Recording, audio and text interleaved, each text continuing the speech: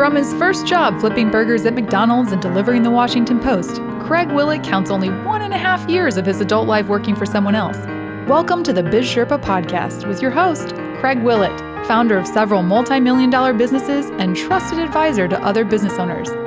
He's giving back to help business owners and aspiring entrepreneurs achieve fulfillment, enhance their lives, and create enduring wealth. The Biz Sherpa.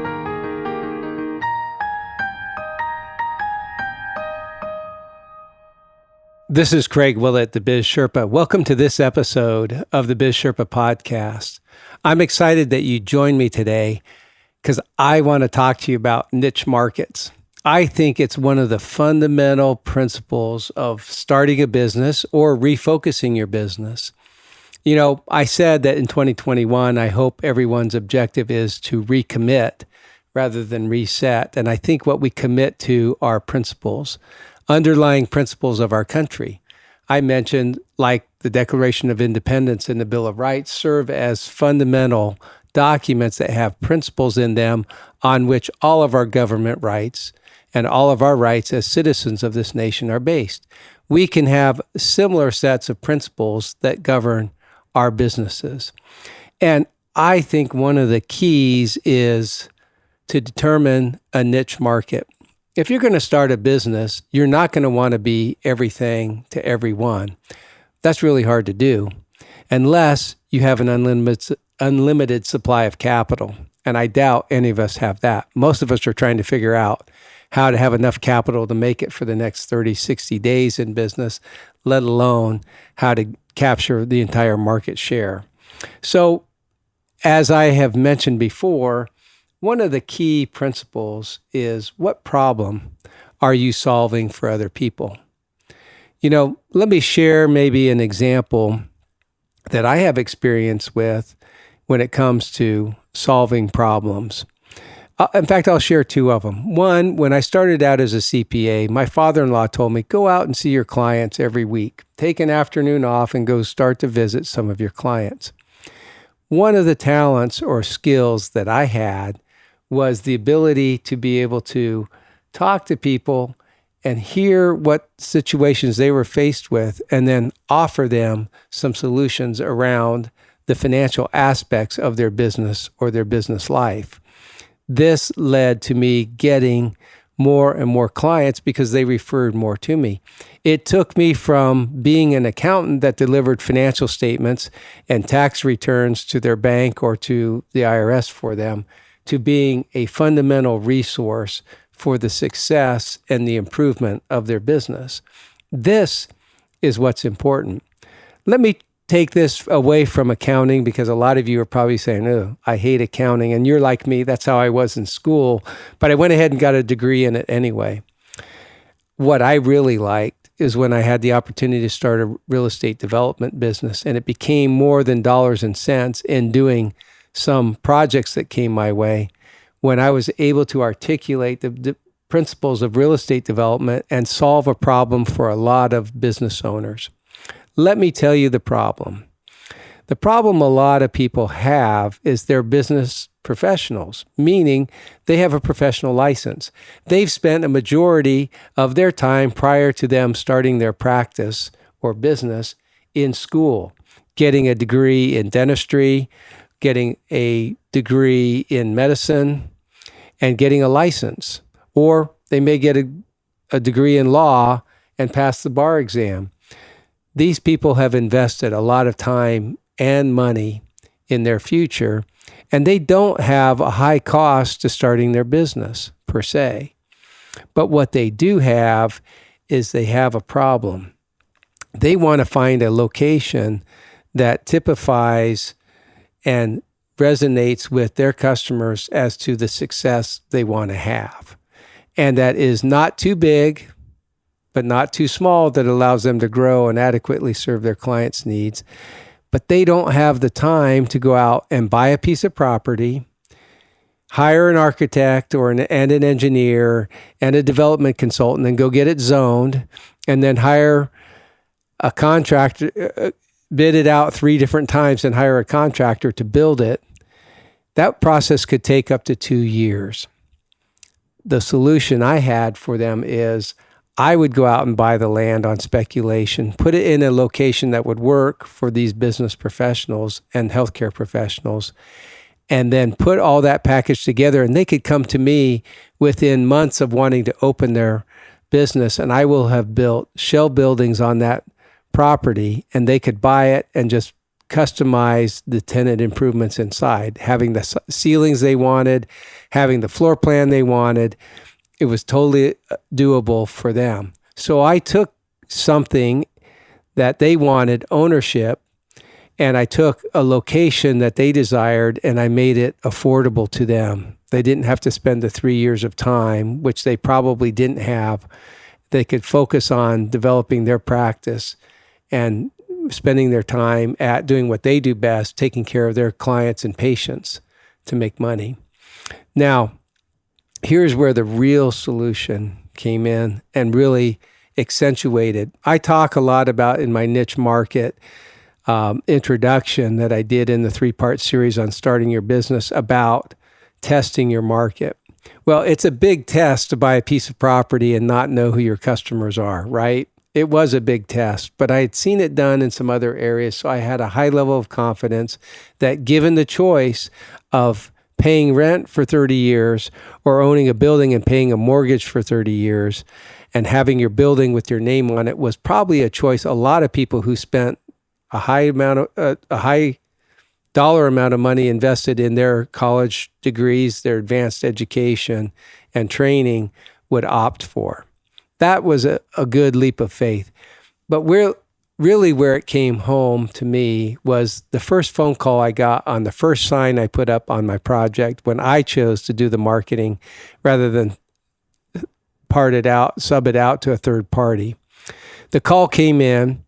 It was a doctor, and he said, I'm out here looking for a new office. My lease expires in about 4 months, and I need to find something else that will suit my needs better. I see your sign. It says own for less than rent. I didn't even know that owning a building was an option. I thought I had to lease.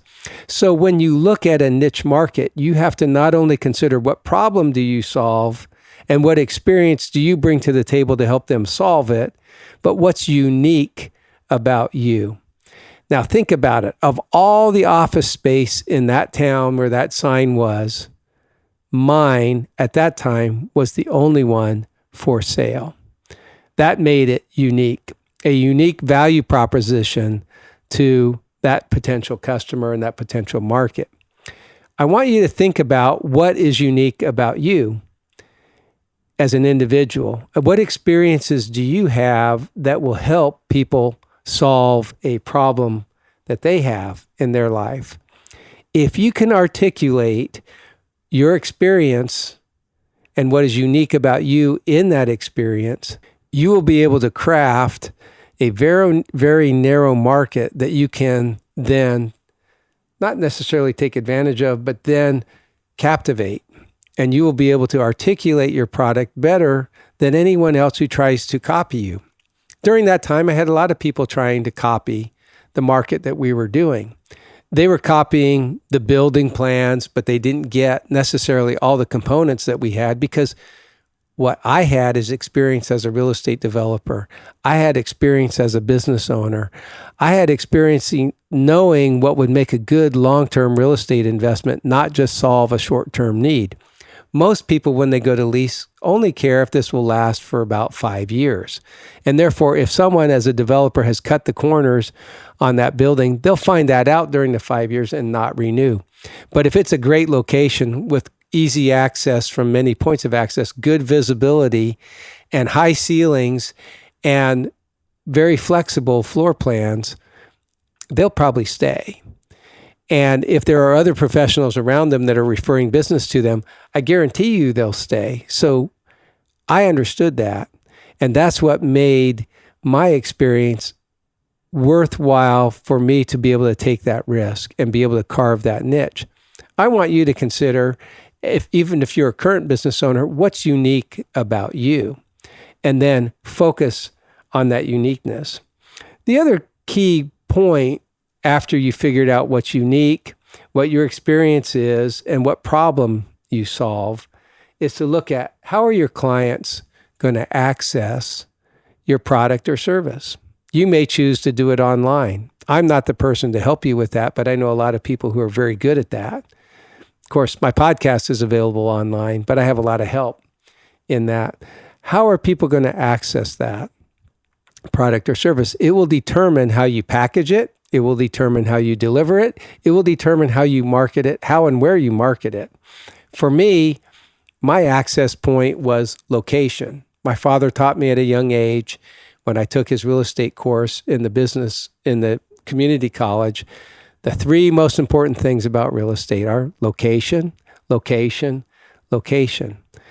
I knew that just like the first phone call I got, that people usually at the time, now tells you how old I am, would drive around and look for signs in an area where they were hoping to be able to open their business or their practice. So access to me meant that my signs had to be and my locations had to be in areas that were desirable for them. The key, signs that stood out. I hired a company that helped some technology companies really brand themselves. And I was able to put unique signs up that looked like a building was being constructed, and they had taglines on them. And some of them said, "Imagine you're building here," because I didn't have one yet. And then I also had my main tagline, which was "Own for less than rent." Your access is important. You need to understand who your customers are. After a while, the internet became more searchable and more of a tool. And then we were able to put our locations there where people could search and find us. And then also we were able to stand out when people searched buy your own building or own for less than rent. We came out on top every time. But I would say location is something that's still important. Think about it. Business professionals like to live near where they work and like to live in that community, and they do a lot of things in that community. So for me, the access was still a sign. My dad taught me a long time ago that a sign never sleeps. It doesn't call in sick. It doesn't take a week's vacation. It doesn't sleep at night. It's up all the time. My signs had reflective tape on them so that the message was still read at night with the lights driving by. Your potential customers could possibly be driving by your location every day. You need to find a way to get in front of them, whether it's on the internet, but you need to think about where do they go and how can you get their attention. So access then to your product or service. I had to build them, and I had to then create that access for their clients and their customers, which only enhanced what happened because those clients and customers of one doctor became referrals to another doctor, or from one dentist to another orthodontist, or from one real estate company to the title company, or from the title company to the insurance agent, who are all in the same professional village. This concept created access and community. Think about that, because that's the next step. How do you expand the reach of your product or service? This is everyone's goal and objective, right? I've said this before, growth for growth's sake is not necessarily the best thing. But when you can expand on what's unique about you and tap into additional markets, then you can grow your business based on the principles and fundamentals, not because you're trying to reach some pro forma financial objective that you have, but because you're able to find other users who have similar needs and be able to capitalize on them using you or your product or service to fill that need. Now, this all comes back to what's really important, and that is to always test it.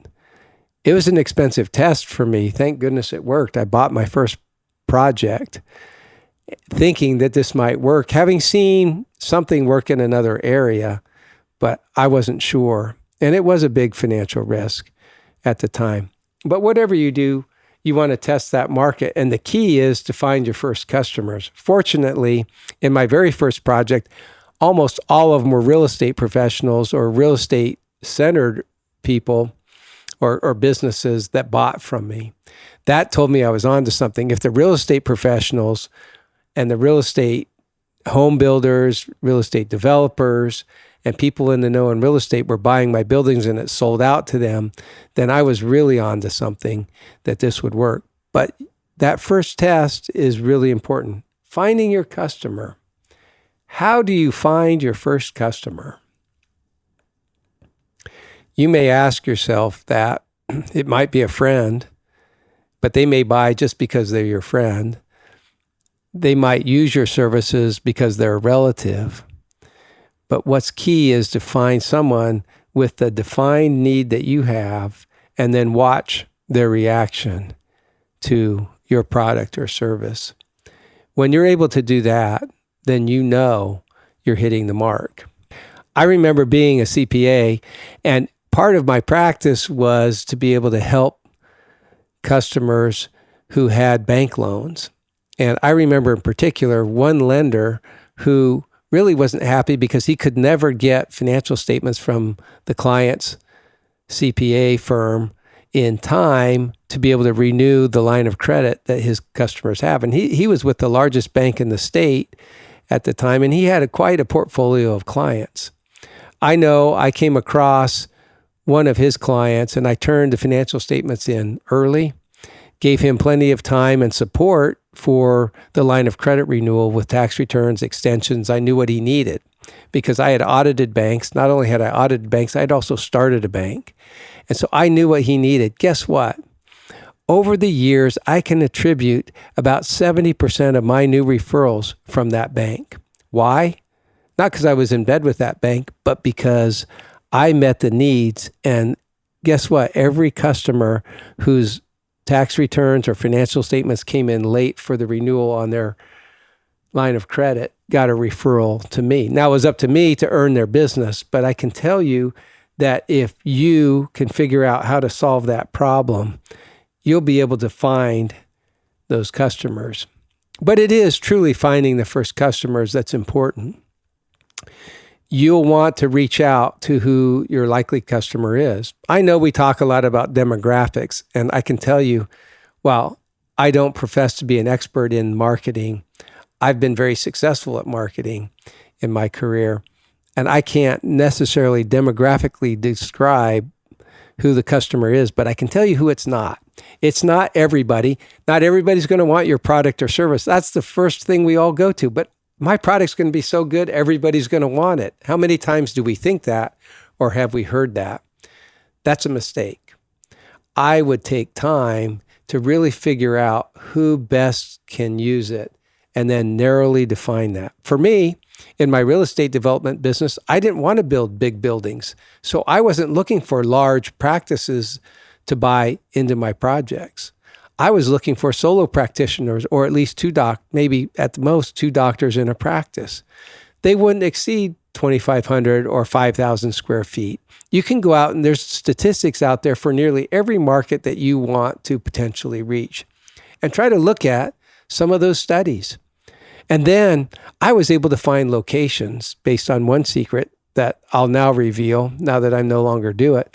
I took the census information and figured out where there was a greater than 15% of the people in that area who had professional license where they lived. And then I would find locations near there so that they would want to buy a building and practice close to their home. It worked.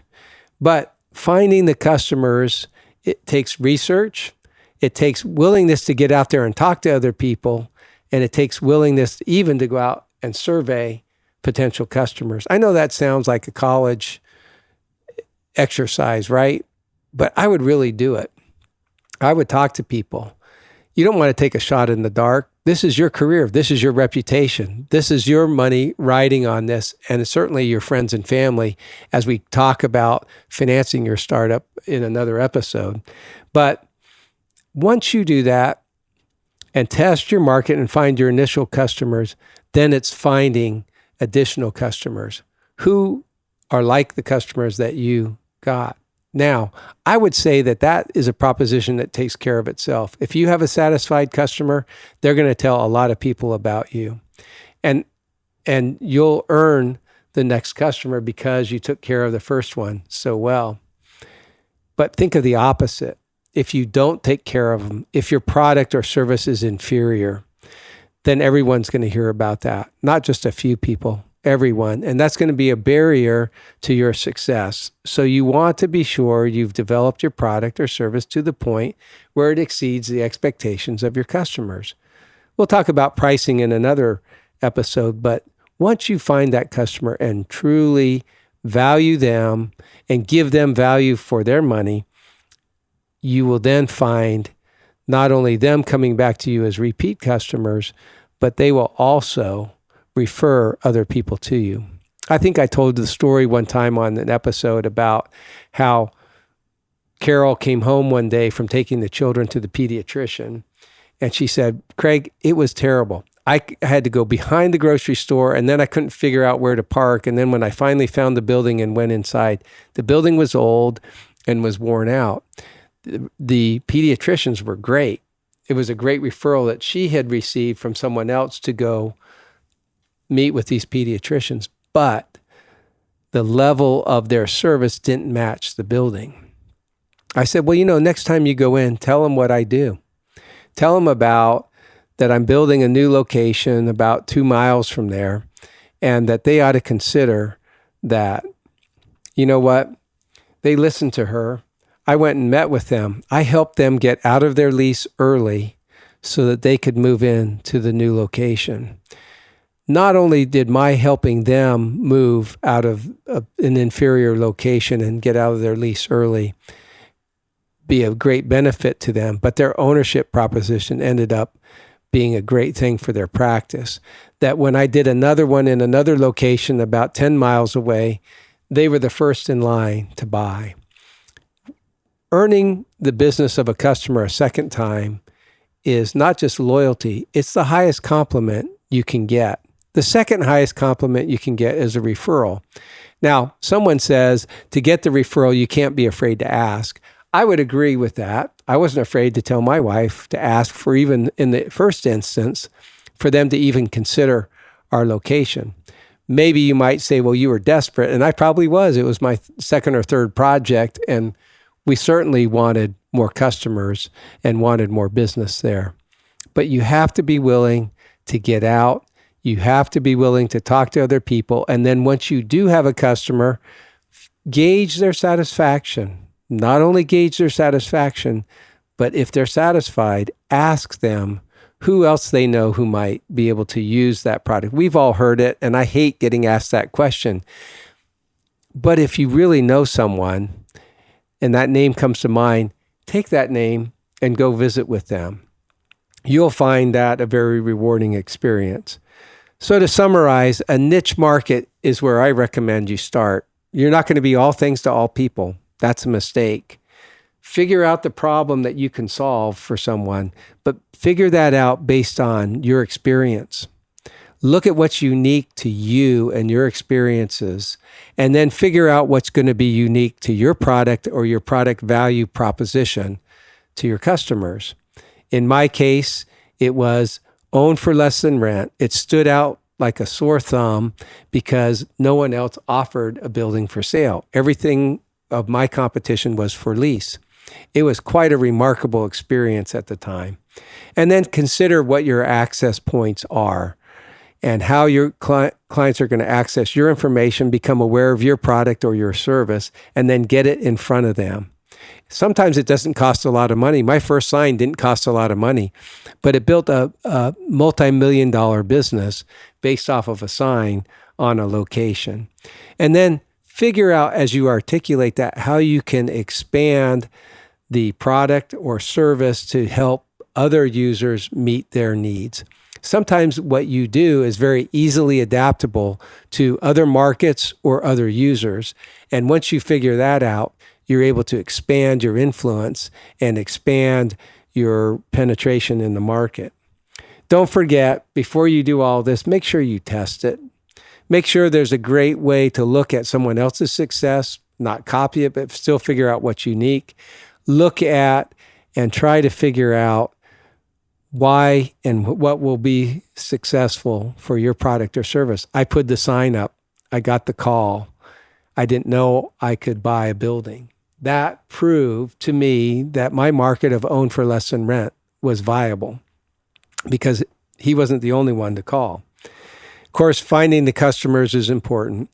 You'll get some friends and family, but I would suggest that they're not reliable. They'll not want to hurt your feelings. And I promise you, you want to find someone unrelated to test your product or service on. And then once you've done that, don't forget to ask for the referral. And then try to earn their repeat business. That's the highest compliment. Again, the second highest compliment is the referral. I hope that as you evaluate your principles of operating your business, that you can focus on your niche market. That if you're going home tired at night because you're trying to be all things to all people, step back and focus on what you do best, what's unique about you, and what experience you have to truly take care of them, your customers. It will bring that emotional currency to you of satisfaction of a job well done. All of a sudden, it won't be about money. It won't be about growth. It will be about making a difference in people's lives. That's the motivating factor in any market. I wish you continued success, and I hope that you're able to continue forward focusing on a niche that brings great satisfaction to your customers. And in return, I promise you, you'll sleep better and the finances will take care of themselves. This is Craig Willett, the Biz Sherpa. Join me again for one on pricing so that you can learn how to price your market to price to the value you offer. Again, this is Craig Willett, the Biz Sherpa. Thanks for joining me today. Be sure to go to our website to access the resources related to this episode at www.bizsherpa.co. If you enjoyed this show, tell your friends about us and be sure to rate our podcast. Craig would like to hear from you, so share your thoughts in the Facebook community at bizsherpa.co. Follow us on Twitter at bizsherpa_co and on Instagram at bizsherpa.co.